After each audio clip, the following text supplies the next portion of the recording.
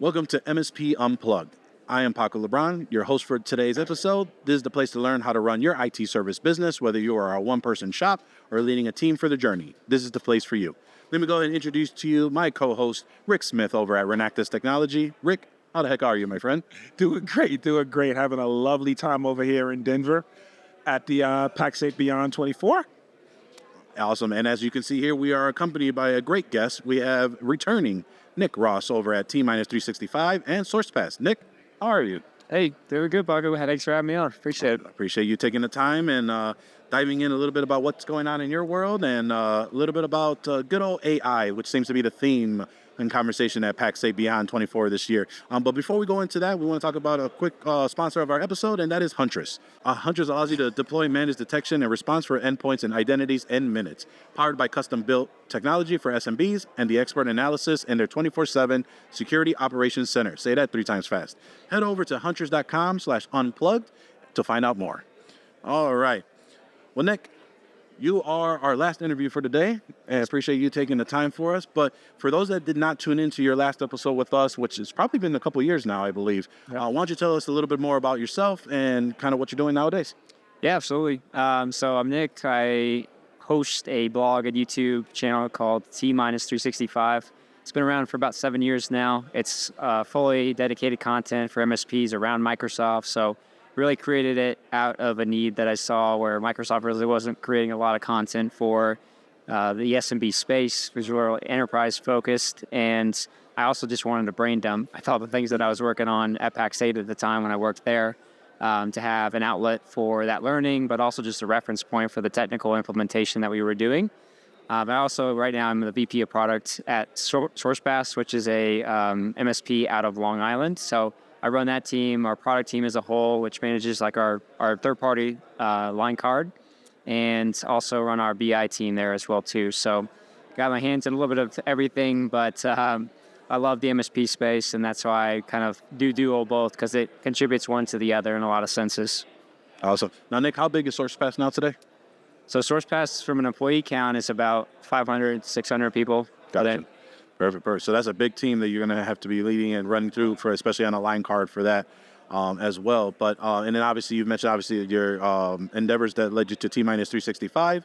I think one of your great videos that a lot of people tend to check out is you do a monthly Microsoft 365 update, which kind of talks about what's going on with Microsoft. So, I really appreciate those videos because I don't have to look for the newsletter or the subscription or the alert in the admin center to figure out what's being decommissioned, what's being updated, what needs to go from there. So those are great videos as well.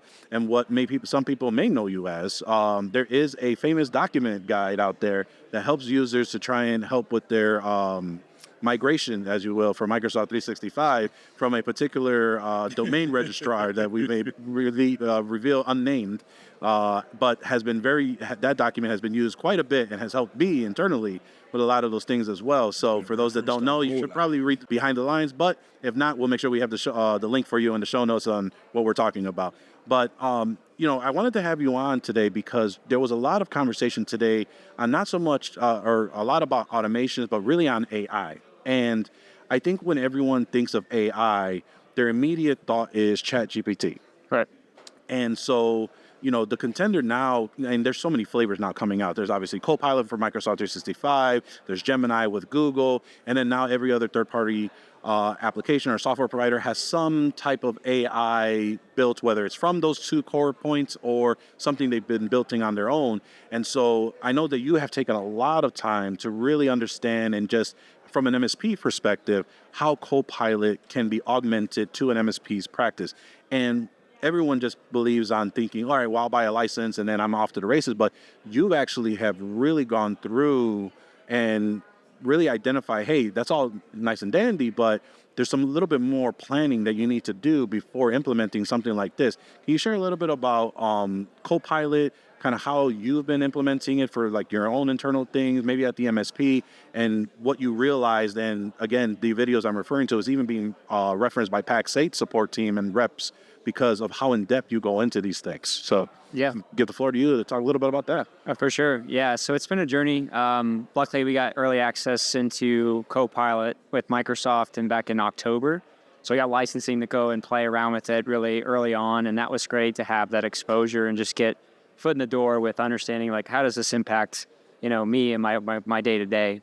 And I think the realization that I came to after a couple weeks of having it was that there's actually no impact if you don't proactively think about using it, which was an interesting finding because you would think like you plug this thing in and you just automatically, or at least that's how it's being marketed. Right. You're getting automatically these efficiencies in your day to day and it's saving you this time and all of this. But if you don't actively think about it, and me being more of a technical person, being more inclined to use that is something that I would have thought that I would have adopted, more frequently. But I really had to focus in on tailoring my day around the tooling to get it to produce some better results for me in the sense of my weekly preparation, writing documents for me, drafting emails, kind of the things that are the selling points to Microsoft. I think it does a really good job at meeting summarization, recaps, things like action items afterwards, but that's just one feature set, and you can get that with Teams Premium now as well too. But if we zoom out and think about AI as a whole, really when I was looking at that too, I was thinking about, our MSP, what are we going to do? And when we took it on board, we had to take a lot of measures, thinking about security and compliance, as the first thing when we onboarded into the tenant, because when you onboard Copilot, it starts indexing all of your data across SharePoint, has to back into Teams as well, all of your chats, your meeting history, your email. And that's the biggest concern that not only we have today, but our customers are going to have too when we try to resell that to them is, can Jim over in, the finance department access somebody else's payroll and HR, whoever it might be as far as the example goes. But that's a real threat. An insider threat's a big piece to AI. And what most of our customers at least say to us when we say, hey, do you want to adopt this technology? The biggest fear is not that data will be externally leaked. It's what can my people find in, about the company internally as well. So there's a lot of concerns around that. And ultimately, we did a lot of due diligence around investigating our document repositories, our sharing settings, some of the things that we were looking at as far as access controls. And I think Ross of T especially, data governance has never been something that's been, within the wheelhouse. Or when Microsoft talks to you, they're saying, hey, your data governance officer should tell you what to do. And it's like, oh, we can have that. So that's a big differentiation, right? And they're luckily, getting to work with the Microsoft team on, well, that isn't there. The licensing that you get with the business SKUs isn't there either, in the sense of the further protections that we need in order to protect the tenant as well too. But I really do think that there's a positive future in all this. We're adopting AI in different ways. We're using Azure OpenAI actually to ingest all of our ticket data and basically automate the ticket classification based off of our ITEL standards that are in our PSA tool. And it's actually doing the routing to the correct team member. And it has a very high % of accuracy in doing that. So there is application use for it. And that's obviously taking development work to do as well on our end. But in the grand scheme of things, it's going to produce a ton of ROI for us as well.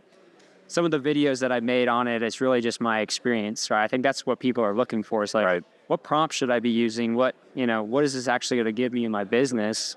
And I've been trying to be transparent about not adopting Microsoft's marketing messaging because I don't have a good use case for it yet in the sense of the broad ROI that they describe, or even selling to customers right now is a really difficult thing because there's not a great talk track behind, well, what does sensitive data mean to you? And, how do we go down that path as well? So there's still a lot of probing and testing that we need to do in order to find a good packaging. But I think the most success that I've seen is around just AI readiness as a whole. So can I get my customer ready in an AI readiness assessment?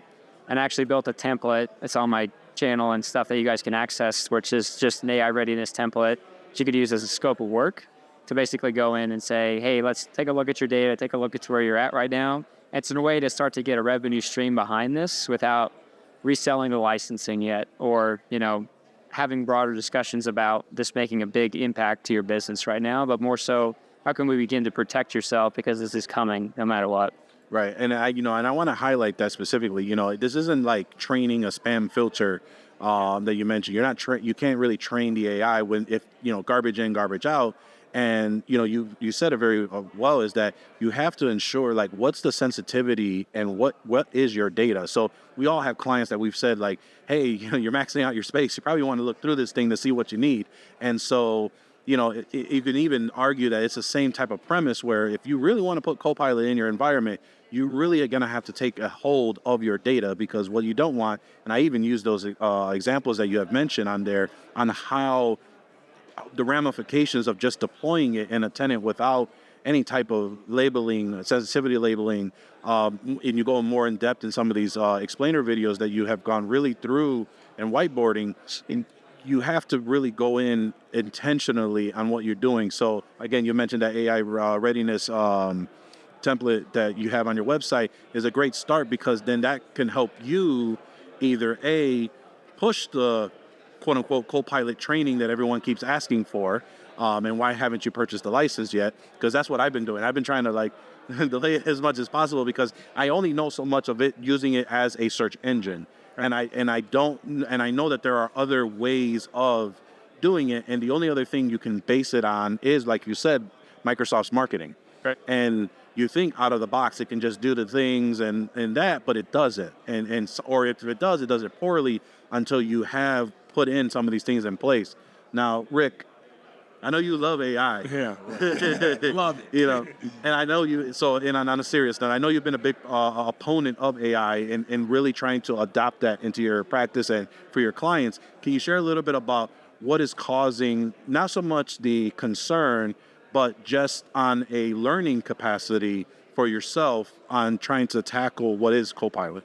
Well, it comes back to, and I think I said this a couple of episodes ago. We get this sense, and maybe it's from the marketing, maybe it's from our own sense, that AI, you just plug it in and it just does everything for you, right? And we don't think about the fact that AI is a tool. It's not a solver of problems, but it's a tool to help you solve problems.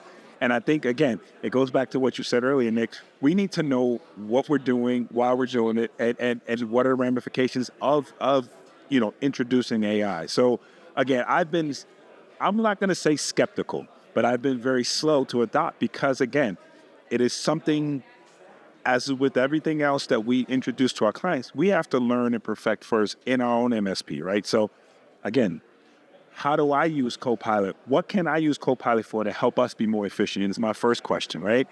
Then when I learn that, then how can I deploy that, and how can I then take that and, help my clients, help their business with it, right? But it comes back again. I don't know at this point. Whenever I mention AI to any client, the first thing is what Paco said. They think Chat GPT, right? Yeah. Which is the most popular, I guess, word marketing. But it's not the end all or be all.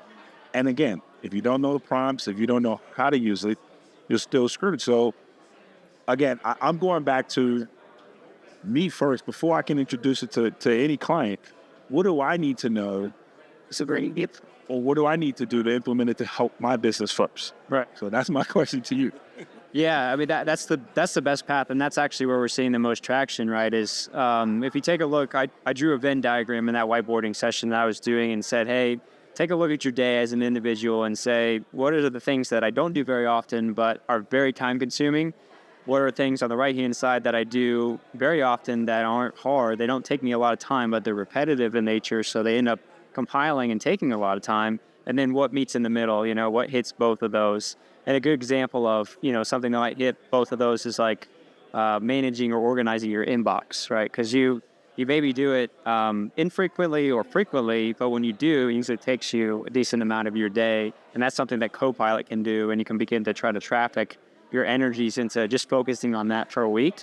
So that's one aspect of it. But I think where we're seeing traction is that if you can go into a customer site and you say, what in your department, if you even siloed it to a different department and said, what day-to-day takes you the most time, in your day, and can you take a look at that analytically and say, oh, well, that's something that we should take a look at, see the application use, so they get that tangible feel that I know how to use this, this tool set there. But it brings up the question of as an MSP, we're asked to be everything, right, for the customer in the sense of technology. And now you're trying to ask us to further our skill set into this consultancy kind of aspect about their business that really requires them to interact with you a lot more than just saying, well, this is a technology solution that we could put in. This is more of, we got to really dig deep into what we think is perceiving, the most time suck out of your day to day or the most mundane task that this can really solve for. So that's where I'm saying it's still a bit of an experiment right now. There's not like a playbook to say, these are the first, 10 questions I want to ask my customer to really get into the conversation about how AI could really help their business. It's more of, hey, what business practices are you looking at today, and how can we evolve AI to take a look at that, and they'll get the tangible value. But for me, I probably spent a whole day trying to analyze my day to see where I could get the most efficiencies. And then my most popular video, I'm basically saving 1 hour per week, or 1 hour per day, 5 hours per week, based off of just summarizing my inbox, getting myself organized, recapping meetings, things that would normally take me that long, but is also analytically taking a look at my day to see where my time is being spent as well. So still, that conversation then becomes even harder to somebody who doesn't know the technology. Right. That's where the gap is right now, I think, too. No, that makes sense. So, I implore you, head over to the website. It's T-365? Just T-minus. T-minus365.com. We'll have the notes, the link in the show notes as well.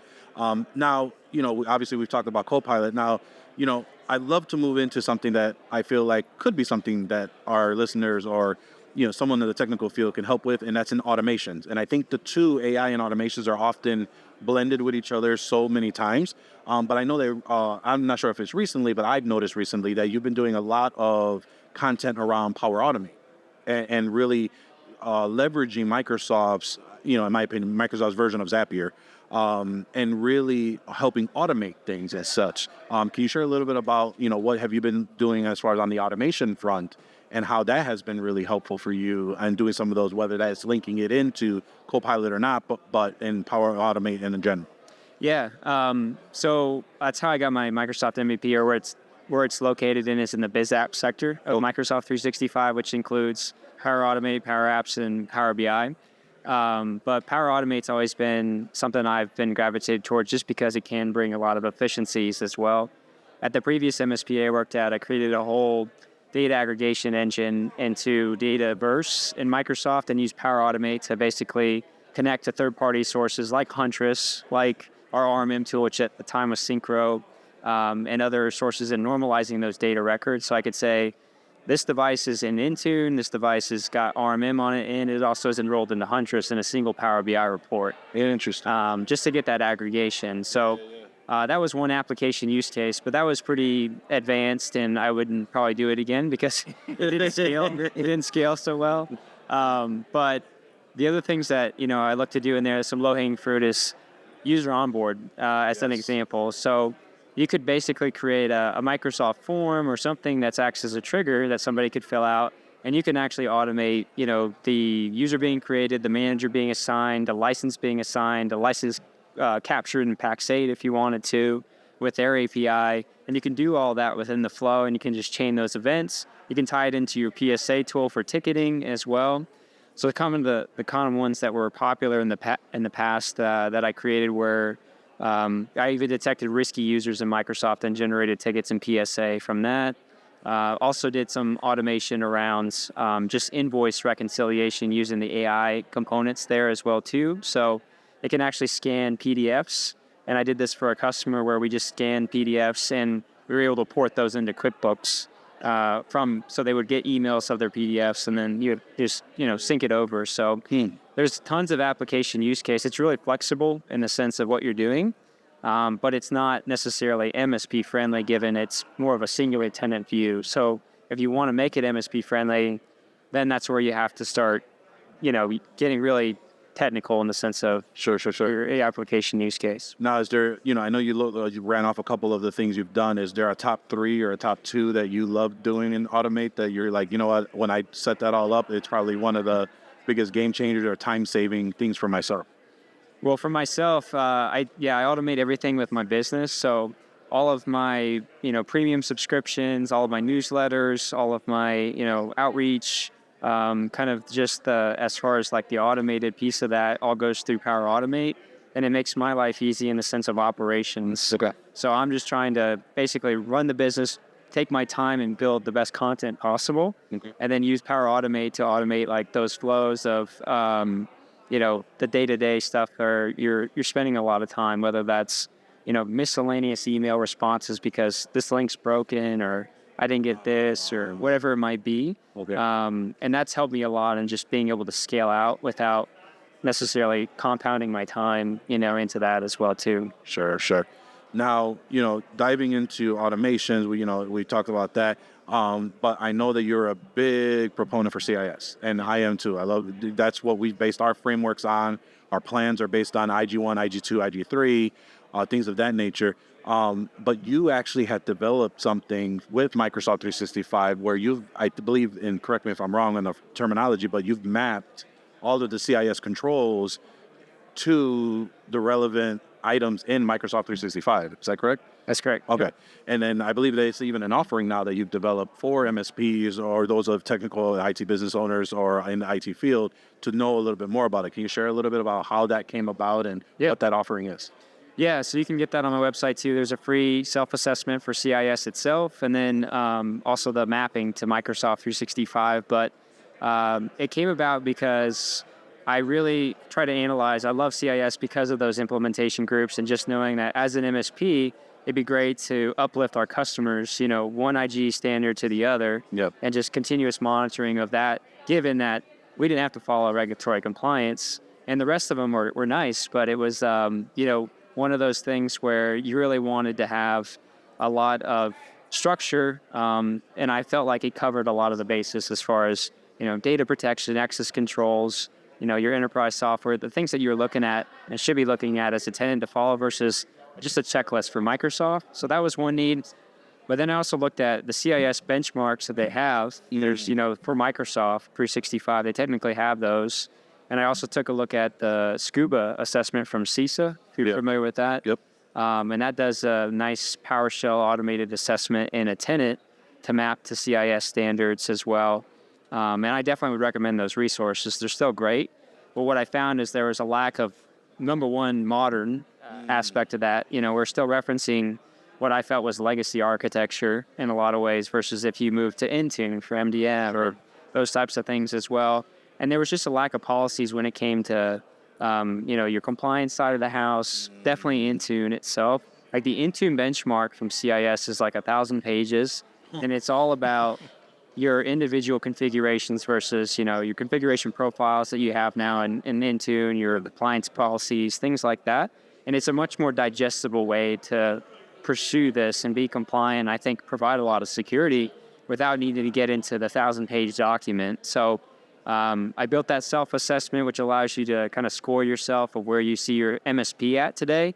And it is something that you could take to your customers as well, too. And then I have the mapping, to cross Entra ID, Exchange, Teams, all of the Microsoft offerings. It's basically tailored to MSPs as well, too, given I know we use RMM for patching for most of us, right? We're not using Intune fully. I know in other cases we're not fully adopting Microsoft Stack because we've seen that it still lets in phishing attempts or whatever it might be. We're just using different filtering methods. So I try to tailor it in that way and just provide all the enablement content possible, like the setup instructions, PowerShell scripts, video tutorials, just so people, if you're not familiar with those things, you can get acclimated over time. That's awesome. And the basic thing is to, slowly roll it out, right? Like you're always going to be better than you were yesterday if you keep at it in that sense. Yeah, and it's funny, or it's ironic you say that because I think that's where a lot of us get to, where those that want to try to do, I think you said it best, was like, you want to help elevate from IG1, IG2, IG3, and for me, I always say, let's try and get to good. Yeah. IG1 is my get to good. And how do you get there? And there's a lot of MSPs out there that are, they hear all the marketing jumble and they are trying to figure out, or things are not clear. And even if they do find it, they have to access technology that they may not be comfortable with. Like, they know how to copy and paste a PowerShell script, but they don't know why the PowerShell script is running. How do I understand if something is broken? How do I fix it? Something may be misspelled, things of that nature. Rick, I don't know if you run a lot of PowerShell or not on your environment, but when it comes to CIS in general, have you found it difficult to try and get that acclimated across all of your clients, including internally?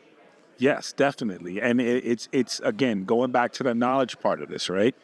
It's easy to read what CIS is. We can see, what the requirements are, what they say the requirements are, and then each IG we know, right? But it's still understanding. And like you said, when you run something, what is it doing? And now, if it breaks, how do you know it broke? And then then now, do you go from 3 to 2, or have you fall for And so it's really just all of that. And it's just, again, it goes back to, as I always say, I got to understand, which is why I'm slow to adopt things, because I'm the type of person where if I don't understand it and I do it, then I'm screwed when I'm pissed at myself first and foremost for moving too fast.